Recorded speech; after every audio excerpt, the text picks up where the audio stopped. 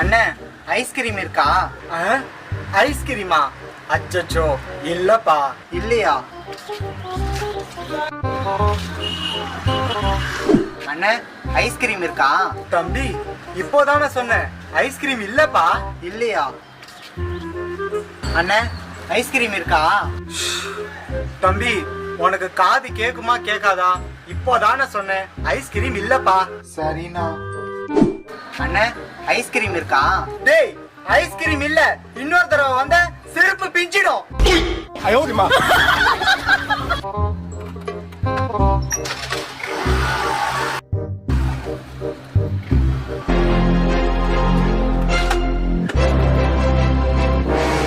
அண்ணே செருப்பு இருக்கா?